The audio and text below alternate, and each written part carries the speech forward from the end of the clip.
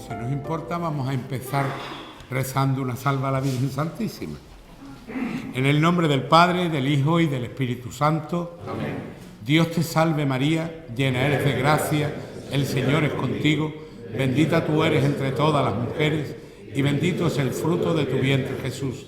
Santa María, Madre de Dios, ruega por nosotros pecadores, ahora y en la hora de nuestra muerte. Amén. Reina del Santísimo Rosario, ruega por nosotros.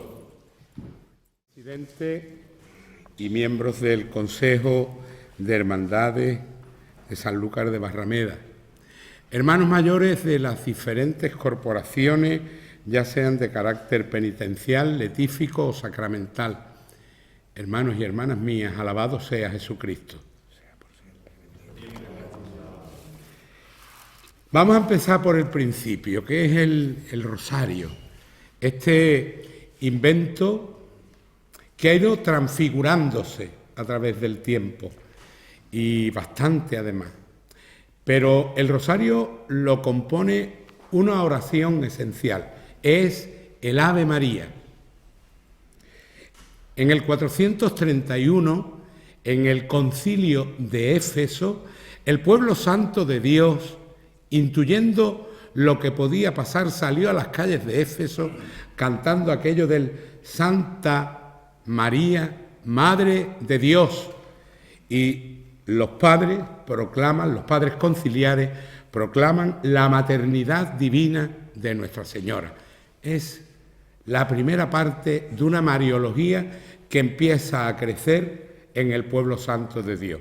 Por cierto, tengan ustedes en cuenta las dos sensibilidades, la de Oriente, mucho más mariana en principio que nuestra Iglesia, y la nuestra, mucho más seca, quizás por estar tan cerca de las raíces romanas, más legalista, mucho más seca que la Iglesia oriental. Los primeros indicios que tenemos del Ave María realmente son del siglo VI, aunque varía considerablemente su recitación y contenido, pero ese es su inicio. Se le considera como la alabanza a la Madre de Dios. No hay nada más sencillo que escuchar, recitar y rezar el Ave María. En pocas frases resumimos prácticamente la historia de nuestra redención. Por un lado, nos encontramos el saludo del ángel, que lógicamente, si nos ponemos a analizarlo con las traducciones hebrea, griega y latina, descubriremos que nos quedamos con el saludo latino, el salve. Pero que conste, desde el principio, en el hebreo, ya se la saluda como Madre del Rey. Madre del Rey que viene, del Rey que ya está con nosotros. Por eso cuando rezamos el Ave María y decimos tan a lo loco, el Señor está contigo, deberíamos decir el Señor es contigo. Porque el estar no es lo mismo que el poseer. El Señor, lógicamente, posee a la Virgen María. Como diría la patrística, Dios atraviesa a la Virgen como si fuese un cristal y no la mancha. El sol no mancha nuestros cristales, el agua de la lluvia sí, pero el sol nunca ha manchado. A nosotros sí, miren ustedes el color mío, estoy muy manchadito.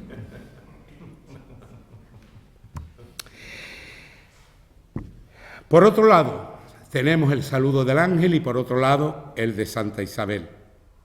Los dos se unen para saludar a la Madre de Dios, para rendirle pleitesía, como dice también la patrística, que el tiempo, todo el tiempo, el pasado, el presente y el futuro, se paran para que la niña nazarena le dé el sí al Señor. Es que resulta de que cuando hablamos de la Virgen María, lo hacemos en nuestra tierra con una libertad tremenda. Yo entiendo que cada uno de nosotros la tenemos adoptada como madre, pero si la viéramos en su Misterio total, nos daríamos cuenta que estamos hablando de algo muy gordo. En las oraciones de Severo de Antioquía, en el 538, ya parece que se utiliza precisamente el Ave María más o menos tal como lo conocemos, más o menos, porque no se decía el nombre. Tiene que pasar unos siglos para que la Virgen Santísima reciba su nombre. En un hallazgo arqueológico en Luxor se encuentran 3 vasijas de barro y en ella ya se recoge la oración. Son 3 piezas, pero indudablemente indican un todo.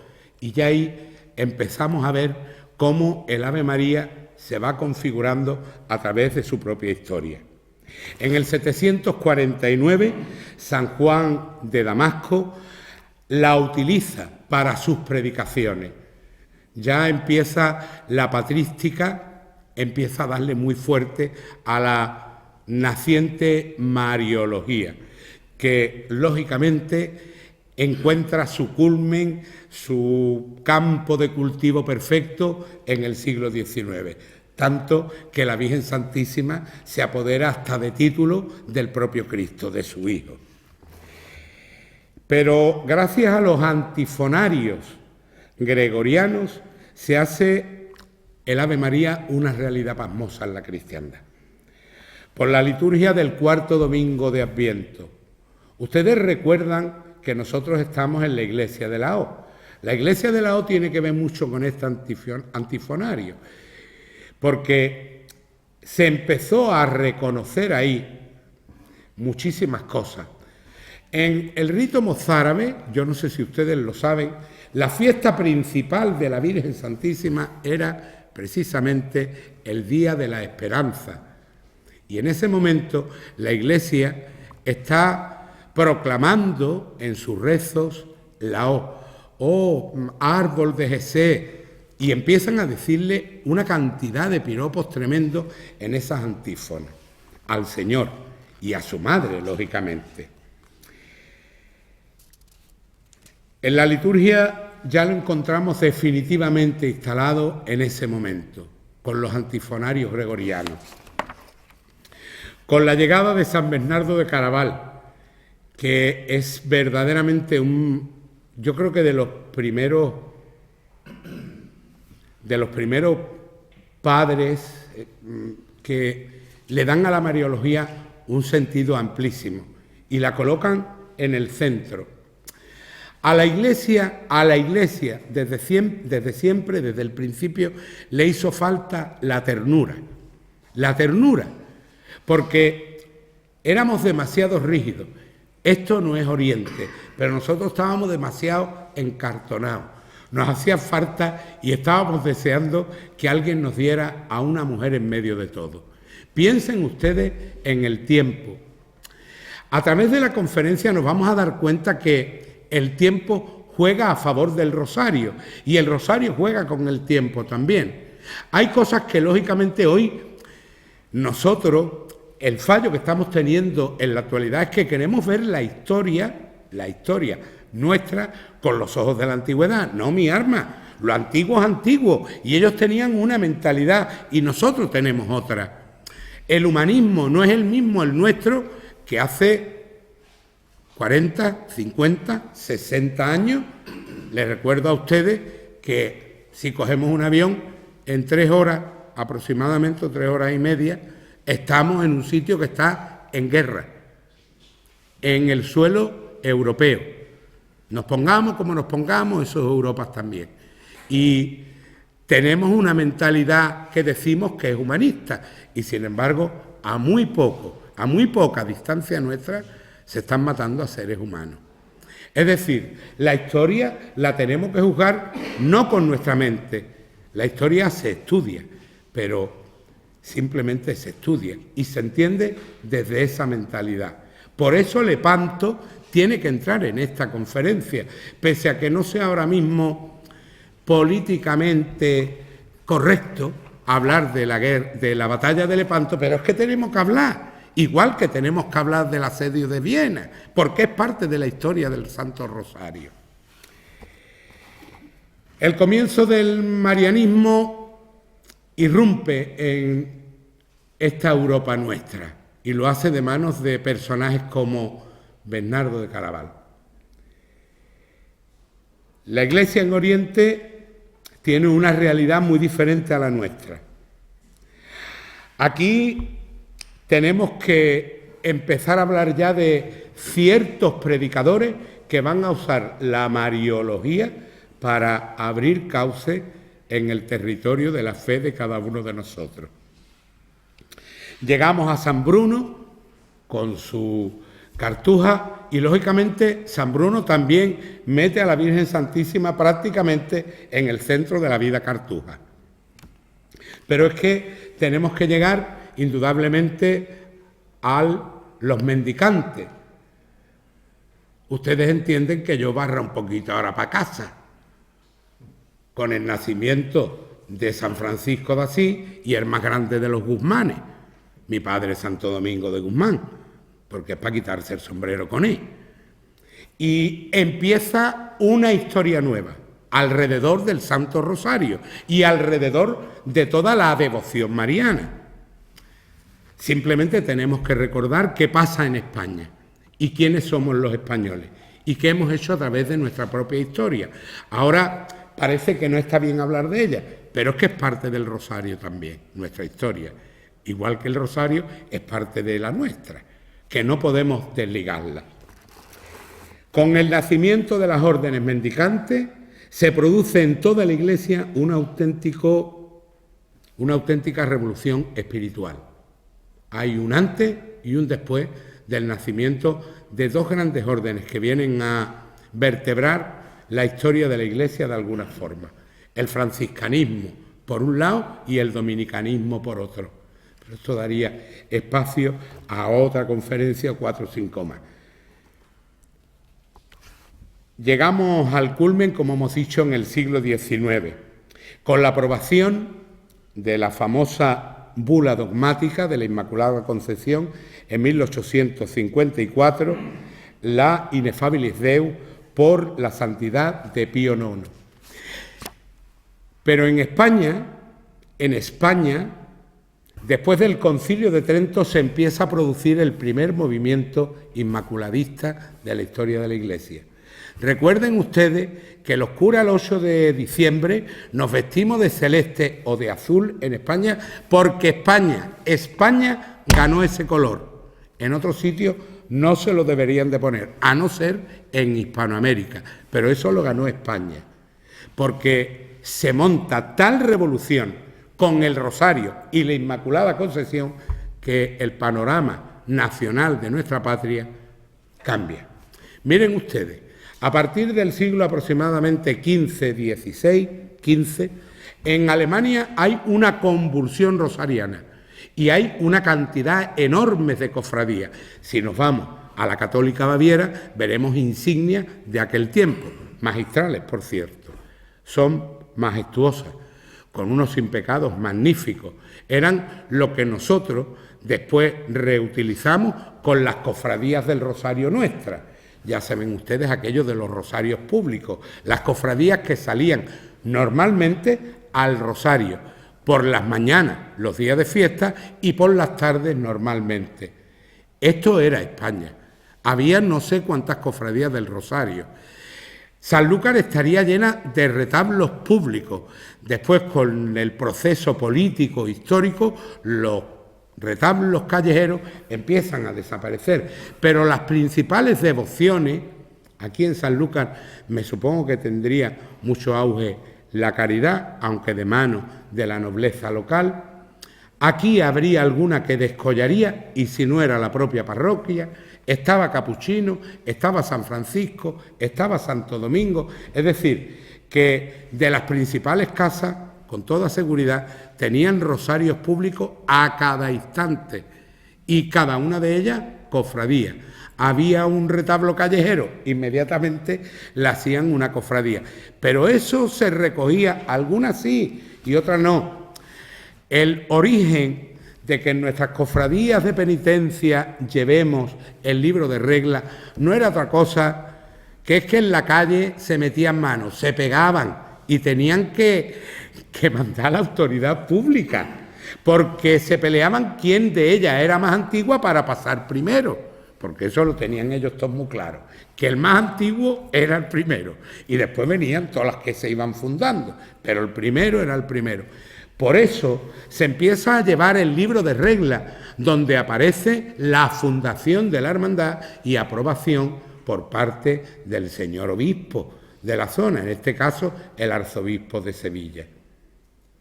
Y se tenía que mostrar, porque es que se metían manos. Aquello de ha terminado como el Rosario de la Aurora, a farolazo como el Rosario de la Aurora, es de verdad que se metían manos, que se pegaban por las calles por ver quién pasaba o quién no pasaba. Por eso llevamos un libro de reglas en nuestras hermandades y suele llevarlo el secretario. Tendremos que esperar a 1950, a Pío XII, para que se concluya de alguna forma el marianismo actual, con la aprobación de la bula del dogma de la Asunción de Nuestra Señora, el último. Todavía hay un movimiento que anda dando coletazos que quieren aprobar dos dogmas más. El de la realeza de Nuestra Señora, agarrándose aquello de la levira mesiánica, es en Israel, en el antiguo judaísmo, la reina no era la esposa del rey, era la madre del rey, la que gobernaba junto con el rey. Y en este caso es lo mismo. Nuestra madre es reina porque el Señor, su Hijo, es rey y le regala la realeza a tan celestial princesa. Estos movimientos siguen estando, y el de la mediación, colocarla como medianera de todas las gracias. Últimamente ese título es verdad que no se está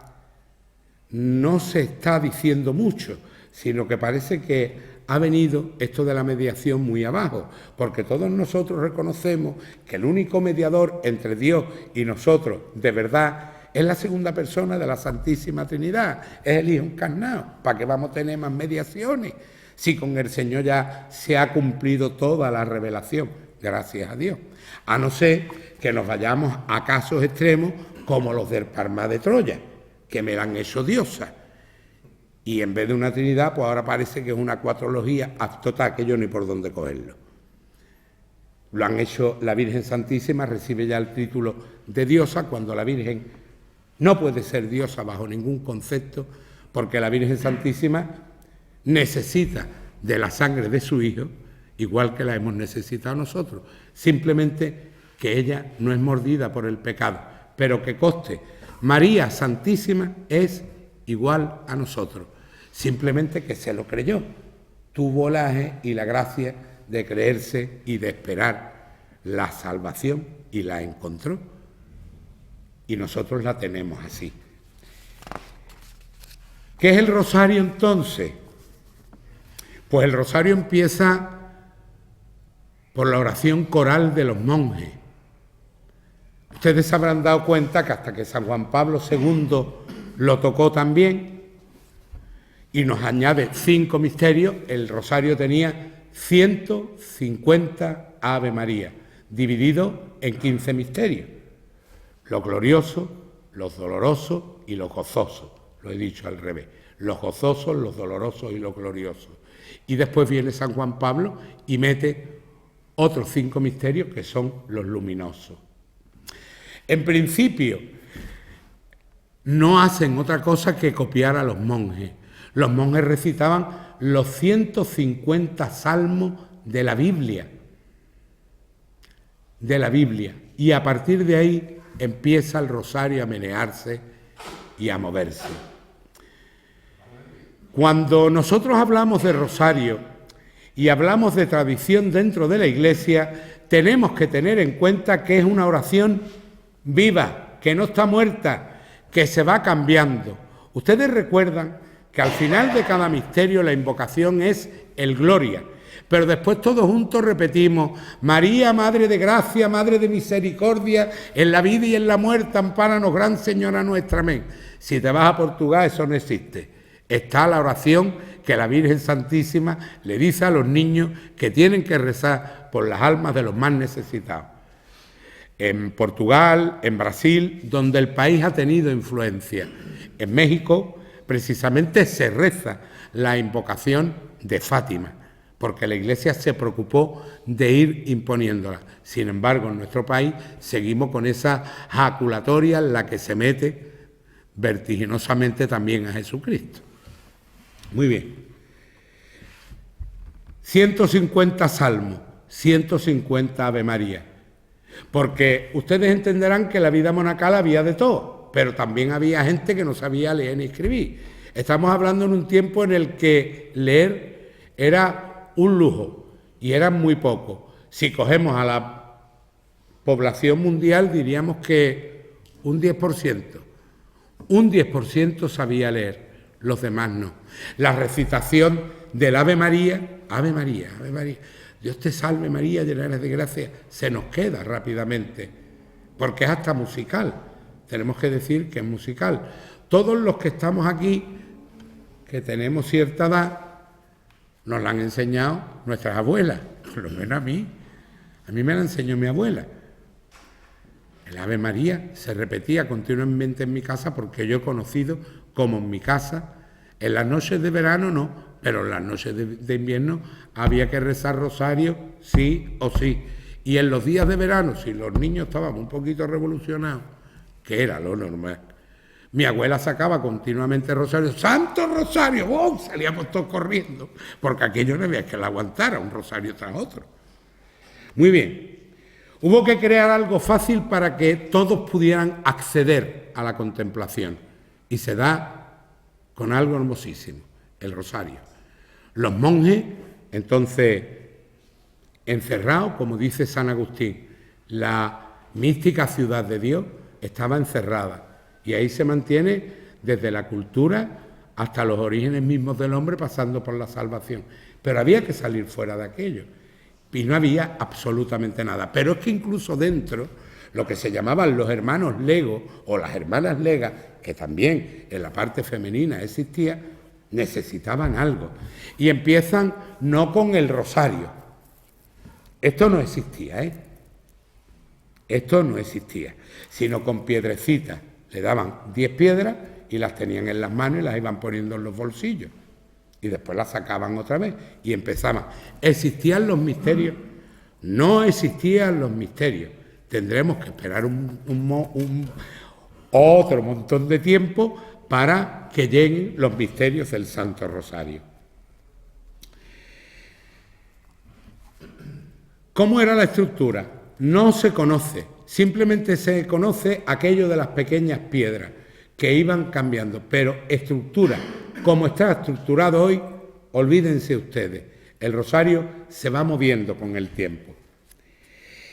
El problema de entonces del rosario, como el problema de hoy del rosario, que se abulta, más lo que venga mañana, que vete tú a saber lo que es lo que viene, es que hay quien lo reza corriendo. Que no, mi alma, que no. De aquí a la Basílica de la Caridad se pueden rezar nada más que 2 misterios del rosario. Porque yo soy de los que va despacito al encuentro de la Virgen Santísima todas las mañanas. 2 misterios del rosario. De vuelta, idem. Otros 2 misterios del rosario. El problema actual del rosario es que no lo creemos, pese a lo que pasa con el rosario. Yo tengo que decirles a ustedes que soy cura del rosario y que intento rezarlo todos los días. No me digan ustedes si lo hago estructuralmente, porque lo hago cuando puedo, como puedo y donde puedo. Si voy andando por la calle y se me ve con casco, es que voy rezando el rosario, porque hay veces que se me apetece escuchar la voz de otra persona. Lo hago como puedo, pero yo les recomiendo a ustedes que lo hagan ustedes despacito, El rosario rezado, Santa María Madre de Dios, ruega por nosotros pecadores. ¿Se han enterado ustedes de algo? Por Señor le pasa a la Virgen Santísima, le pasa lo mismo, porque son más viejos que nosotros y no oyen despacito para enterarnos. Porque es grande decir Santa María, Madre de Dios, pero es que también es tu madre. Y simplemente por eso ya merece la pena que nos detengamos un poco. Ahora viene un invierno. Ya sabemos que nos vamos a recoger estos muy temprano, menos día de la magna, que sabe Dios que ahora nos vamos a recoger. Eso es verdad. Pero después empiezan ya las tardecitas a apetecer estar en casa, en la copa. Sáquenlo ustedes. Yo lo hago con mi madre, nosotros lo rezamos los dos en casa, sobre todo en las tardes de invierno. Y créanme, es una cosa agradable para nosotros también, y para el Señor, y para la Virgen Santísima. Están hablando de nosotros. Si nos lo creyéramos debidamente, veríamos que cobra sentido en nuestra vida rezar el rosario. Yo creo que a mí me hace mejor, porque imagínense ustedes, de cura, pues hay veces que te entra ganas de darle un tragantón a cualquiera, pero no lo puedo hacer, porque eso no está bonito, que diría mi abuela, eso no está bonito.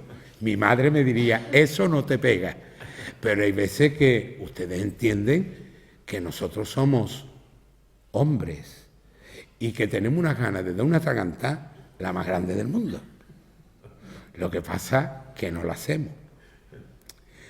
Cuando los curas nos levantamos, yo recomiendo siempre que lo primero que tenemos que hacer es rezar. Porque hay veces que el cura se levanta un poquito de izquierda.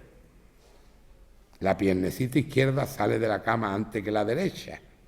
Y eso se nota un poquito. Y ya el Señor, la oración y la Virgen Santísima te jalan un poquito de la oreja y te dice, ten cuidado, pare, que te va a equivocar hoy, que es que esto no te pega. Eso lo puede hacer el Rosario de la Virgen y la Virgen del Rosario. Lo demás es cuento chino. El Rosario no es una mera retahila de cosas. Yo conozco una religiosa que es la que más rosarios reza. Ha contado en el mes hasta 300 rosarios. Yo le dije, mi alma, te quedarás trozadita, ¿no?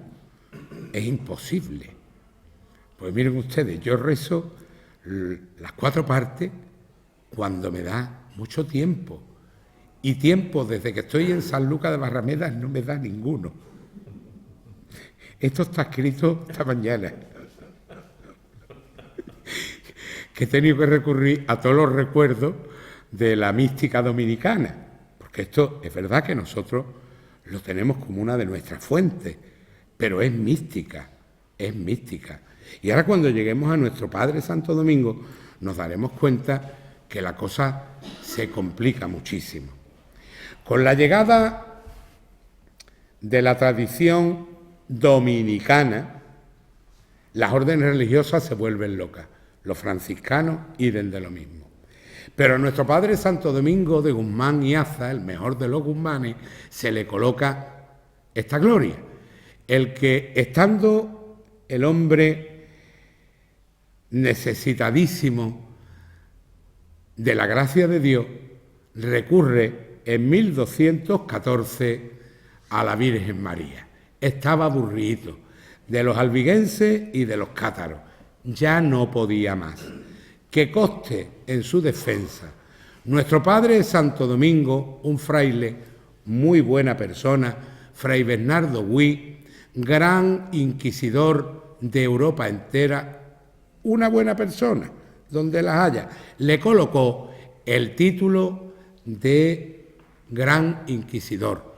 Nuestro Padre Santo Domingo no conoció la Santa Inquisición, ni siquiera en sus primeros gérmenes, pero un hijo suyo le colocó el título. Bien es verdad que la orden, a través de la historia, ha ido consiguiendo muchísimas gracias. Por ejemplo, En España somos 3 veces. La orden es 3 veces grande de España. 3 veces grande de España. El último maestro general, Timothy Ratcliffe,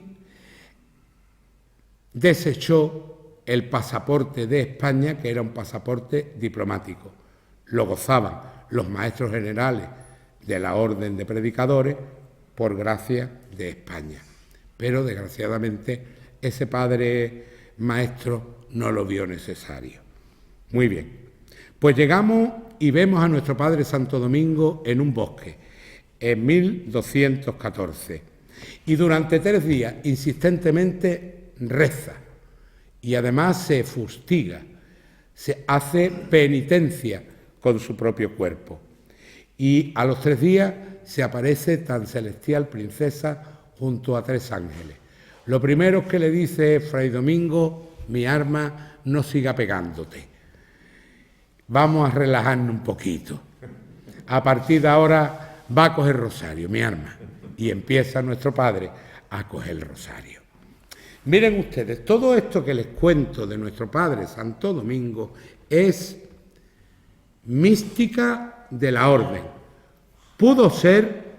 Sí, pero nuestro padre históricamente iba en otra línea completamente diferente.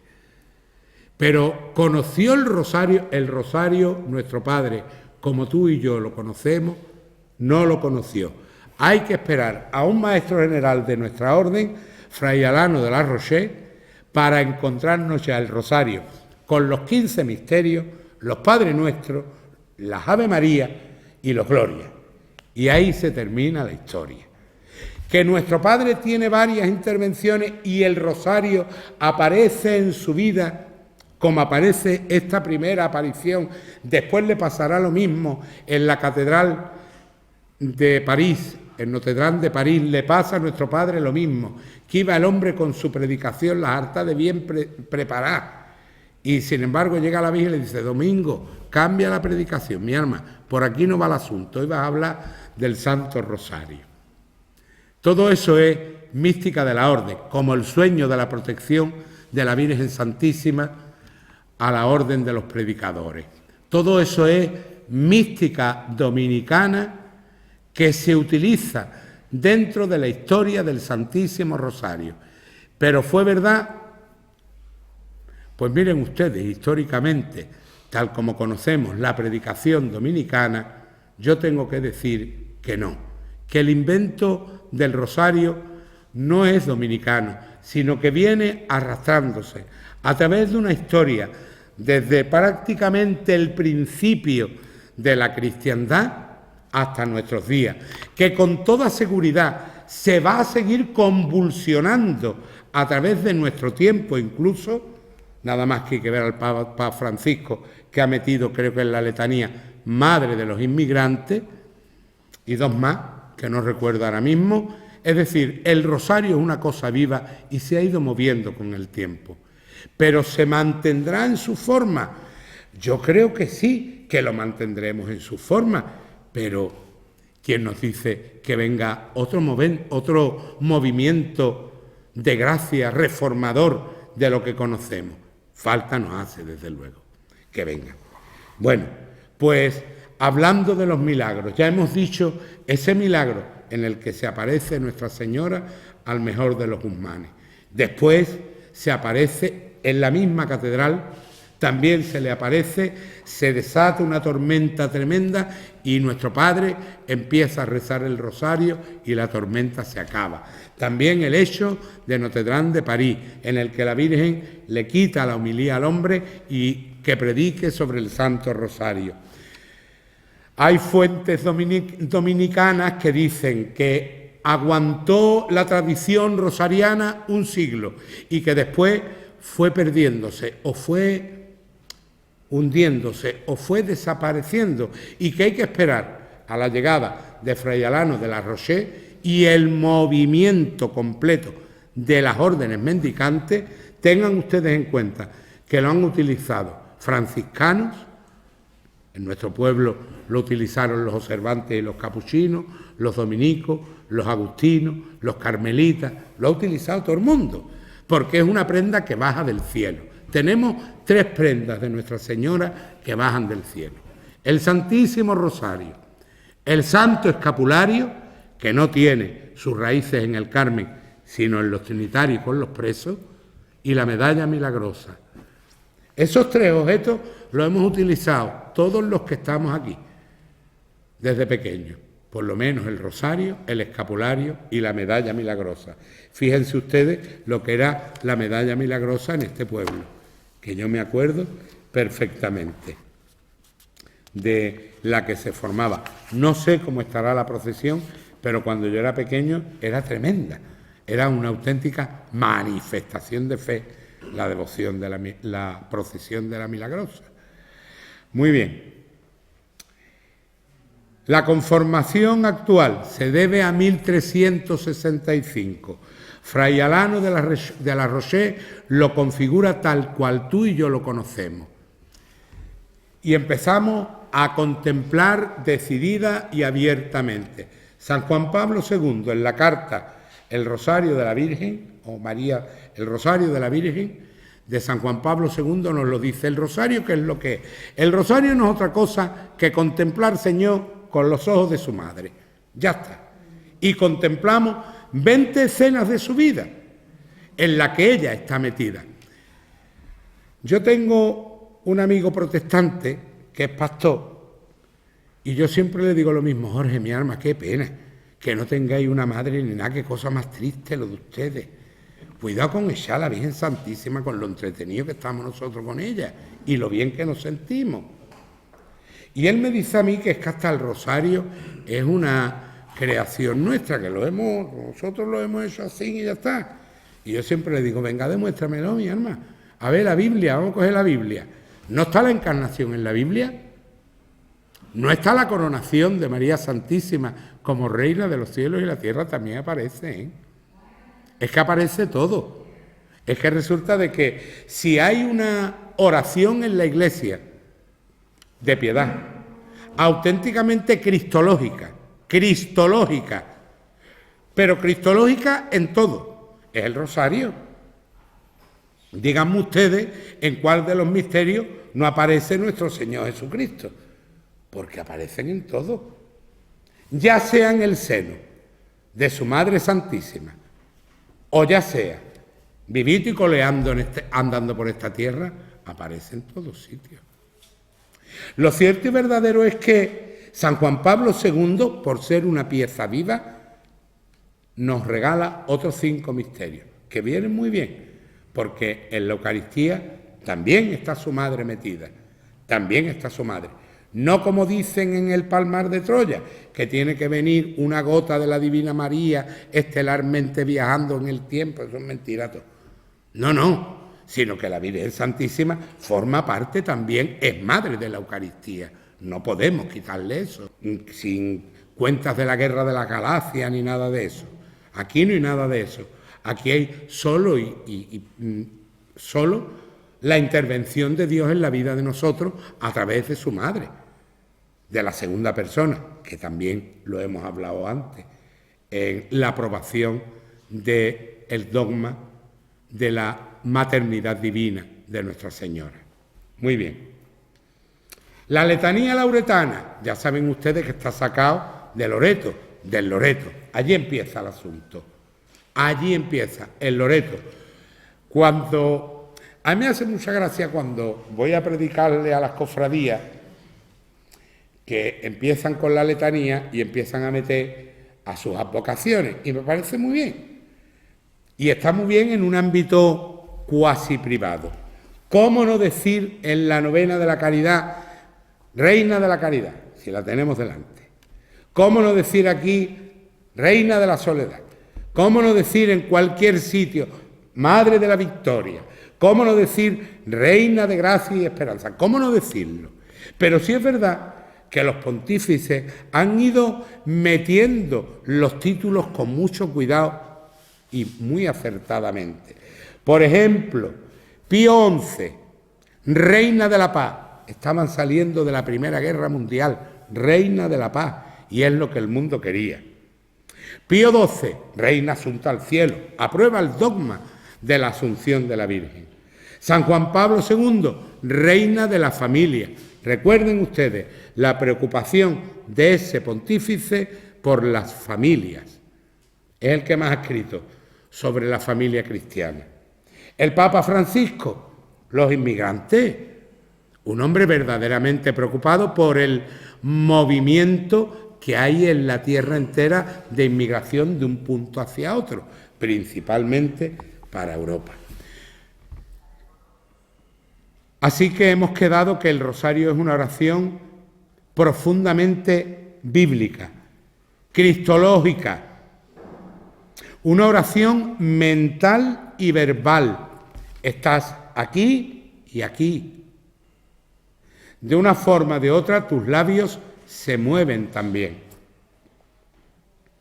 La mental, en la contemplación de los misterios que hemos dicho. Contemplar, que es un lema de la Orden de Predicadores. Contemplar y dar lo contemplado. Si tú contemplas los 15 misterios del rosario, en algún misterio te tiene que ver reflejado, mi alma, y en algún personaje te tienes que ver reflejado. En la flagelación de nuestro Señor Jesucristo hay días que somos el Señor y otros días quien le está dando. Pero es que te tienes que ver reflejado tú. Esa es la contemplación de los misterios. Verlo a Él, ponernos en sus carnes, contemplarlo desde fuera, es lo más difícil, pero lo tenemos que conseguir. Vamos a hablar de Lepanto y vamos a ir finalizando. Que ya me han dicho que llevo 40 minutos. Es que yo me pongo a charlar y no paro, y si es de ella, más. Podemos estar aquí hasta que la procesión magna vuelva. Ante la amenaza del mundo musulmán que ya controlaba el mar Mediterráneo, y se va fraguando sin que los europeos se den cuenta la invasión de Viena. Si tú entras por Viena, entras a Europa. Lo tenían claro los turcos. Y verdaderamente Europa está en peligro. San Pío V, Papa fraile dominico, comienza a darse cuenta del asunto y empieza a avisar a los diferentes reyes de Europa. No le hicieron caso ninguno. Que conste, no le hicieron caso ninguno. Mira que los tenemos en el Mediterráneo que están manejando el Mediterráneo entera, que están poniendo en peligro todo el comercio. Pues nada, yo, mientras que no me toca a mí, y todos hacían lo mismo, encogerse de hombros. De tal forma que si tuviéramos que analizar la batalla de Lepanto, aunque esté mal visto hablar de ella, porque nuestros hermanos musulmanes se sienten dolidos, las criaturitas, pues tendríamos que hablar de los aspectos sociológicos, económicos, pero religiosos también. Es que lo tenemos que hablar todo. Pero como tenemos que pasar por ella de puntilla, vamos a decir que se forma la Santa Liga. Por fin empiezan a darse cuenta los más avispados. Se forma la Santa Liga y el 17 de septiembre de 1569 el Papa pide públicamente que se rece en toda la Iglesia el Santo Rosario, que salgan procesiones de día y de noche, pero que se empiece a rezar el Rosario con urgencia ante el peligro de invasión de Europa. La Santa Liga la forman los Estados Pontificios, el Reino de España, República de Venecia, República de Génova, Ducado de Saboya y la Real Orden de Malta, que además tiene que aguantar el asedio durante años. La isla de Malta está enclavada de tal forma que es un punto estratégico y querían entrar allí a toda costa, y la Orden sola tuvo que aguantar el fortificar, el poner y el guerrear durante años para que no entraran allí. El 7 de octubre de 1571, comandado por el español don Juan de Austria, se enfrentan los cristianos a la flota musulmana. Se debieron de quedar, según las crónicas, muertos los cristianos, porque cuando llegan aquello debió de ser Hollywood. Nuestros hermanos musulmanes traían el triple de todo. Cabía 4 barcos, ellos traían 12. Cabía 200 hombres, ellos traían 800. Y don Juan de Austria, antes de empezar la batalla, se pide que todos los buques se rece el Santo Rosario. Don Juan de Austria manejó el asunto magistralmente. Parece, y así lo dice la Santa Iglesia de Dios de aquel tiempo, que se aprovechan los fuertes vientos que vienen a favor de las tropas cristianas. Ese es el milagro. Se produce tal viento que las tropas cristianas entraron como si fueran un cuchillo y fueron buscando a la nao capitana. La destrozaron entera.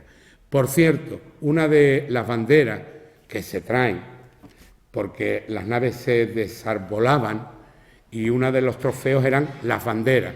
Las banderas llegaron todas a los diferentes reinos, desde el Vaticano, pasando por España, Génova, y una de las que se conservaba en España, un presidente de España muy bueno, Zapatero, muy bueno, pues la regaló a los turcos en señal de buena voluntad. Muy bueno.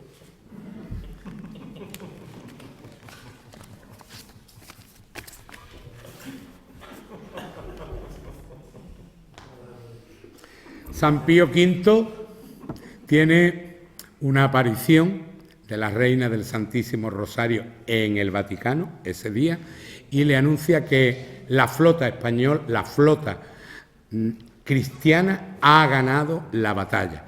Sale al balcón y lo anuncia a Roma entera. Los emisarios de la batalla llegan semanas después al Vaticano, pero el Papa ya había anunciado que la victoria era la victoria cristiana. Después de aquello, la Santa Liga se pierde y nos encontramos con la institución de la fiesta de la Virgen. Por cierto, veo ahí al hermano mayor de la borriquita y la fiesta se instituye el 7 de octubre, pero no se instituye como fiesta del Rosario, sino fiesta de la Virgen de la Victoria o de las Victorias. Ahí tiene el origen tan bendita vocación. Gregorio III cambia el nombre de la fiesta y lo hace a favor del título de lo que hoy conocemos, Fiesta de Nuestra Señora del Rosario. Nos tenemos que encontrar con un siglo más tarde, exacto, las tropas turcas asedian Viena. La gente se vuelve loca, aquello era la entrada ya en la vieja Europa. Viena se encuentra completamente asediada por las tropas turcas. Ante eso se pide a todos los habitantes de la ciudad que asistan a una multitudinaria procesión del Santísimo Rosario. Y efectivamente la ciudad se ve librada de ella. Y el 5 de agosto, fiesta de la Virgen de las Nieves, entonces, en 1716, la ciudad gana la batalla. El príncipe Eugenio de Saboya es quien vence en esa ocasión y el Papa Clemente II atribuyó la victoria al Rosario de Santa María la Virgen. Por ello, y a través de este hecho, se concede por parte del pontífice la misa solemne de la Virgen del Rosario y empieza a formar parte de los misales la advocación de tan celestial princesa. Llegamos al 6 de agosto de 1945 y nos encontramos con la bomba atómica en Hiroshima. Los que hemos tenido la suerte allí, de estar allí, vemos que el centro neurálgico de la ciudad fue completamente arrasado, incluyendo la casa de los padres jesuitas, que estaban allí durante la Segunda Guerra Mundial. El gobierno japonés no les importó que se quedaran entre ellos. Arrojan la bomba, destruyen la casa entera y los 8 habitantes de ella rezaban todos los días el rosario. No les pasó nada. Es más, murieron todos mayores y no tuvieron que tener ninguna de las consecuencias. A su alrededor murieron alrededor de 140.000 personas. 140.000 personas. Ellos están en el centro neurálgico. Creo recordar que a 8 manzanas del epicentro de la explosión atómica. Ninguno de los jesuitas resultó muerto por la explosión ni lo que la explosión después trajo a esas criaturitas, que fue muchísima devastación en sus cuerpos. Tras la Segunda Guerra Mundial, el mundo se divide, como ustedes saben, en 2 bloques. Los rusos por un lado y los americanos por otro. Pues nos encontramos que en el centro de esos 2 bloques se queda la catoliquísima Austria. Y tuvo que aguantar, me parece que 6 años de gobierno ruso. El gobierno nazi fue malo, una auténtica carnicería para algunos pueblos, Polonia entre ellos. Pero el de los que vinieron detrás no se quedaron atrás tampoco, fue otra carnicería. Nadie se explica lo que pasó en la católica Austria. Un fraile franciscano llamado Fray Pedro, en una predicación, recuerda la batalla de Lepanto y la intervención de tan celestial princesa a favor de los cristianos.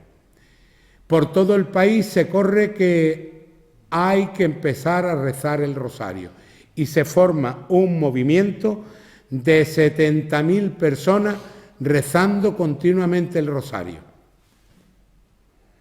3 años después, las tropas rusas abandonan sin un solo tiro, sin un solo muerto, sin un solo herido, Austria.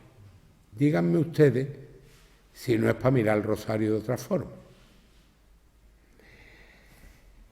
Estamos en plena Guerra Fría, con lo que eso era para los 2 bandos. Pues imagínense ustedes el proceso que existe en Austria, sobre todo de decapitar la cultura. La cultura austriaca, igual que la de España, nos pongamos como nos pongamos, es una cultura cristiana, igual que la de Europa. Ya nos lo dijo San Juan Pablo II. Europa, vuelve a ser tú misma, que estás perdiendo tus raíces. Quien niegue que Europa hunde sus raíces y hunde su historia en el cristianismo es que está listo de papeles, porque esto lo conformó el cristianismo. En mayo de 1955 se van los rusos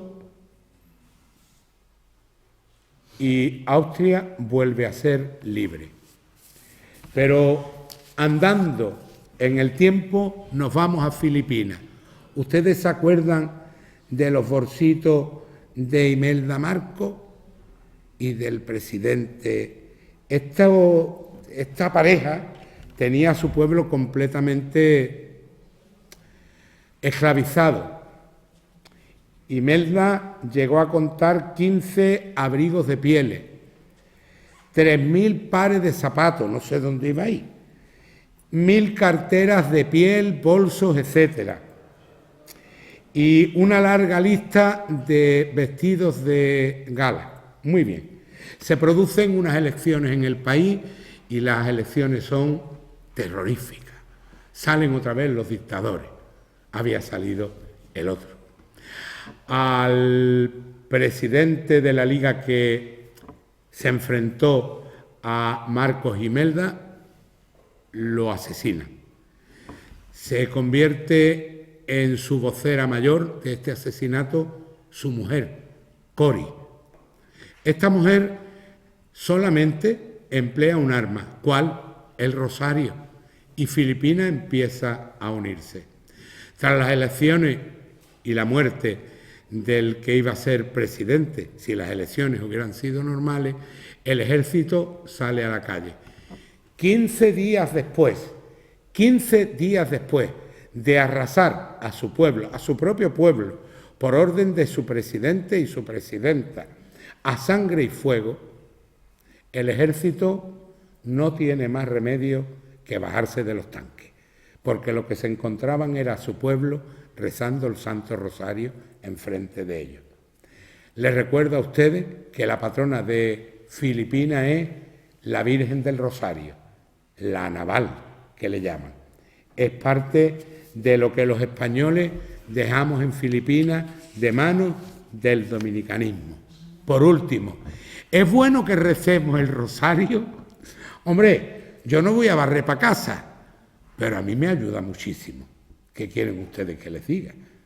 Yo no sería cura si no hubiera rezado el rosario antes, durante y después. ¿Me ayuda el rosario a mí? Muchísimo, más de lo que creen. Como cura y como hombre y como cura. ¿Es bueno que el día de la procesión magna recemos el rosario públicamente por las calles y plazas de Sanlúcar? Es bueno que lo hagamos. Pero también es bueno que la procesión magna no se recoja, que no la recojamos, sino que más bien todos nosotros seamos los pasos que salen a la calle todos los días rezando el rosario. ¿Es importante que llevemos el rosario a nuestra familia? Yo se lo recomiendo. Ustedes dirán, los curas siempre barriendo para su rincón. Mi alma, otra cosa yo no puedo decir. Yo puedo decir lo bien que me ha ido, lo bien que me va con el rosario, que cuando lo rezo me siento mejor. Y el día que me levanto un poquito así, revelado, con todo, hasta con don Francisco, que es un santo, pues lo que hago es rezar más el rosario. Así que, como dice la copla, viva María, viva el rosario, viva Santo Domingo que lo ha fundado. Y esperemos que el día 12 sea un auténtico gozo espiritual y físico ver la procesión magna en las calles. Muchísimas gracias.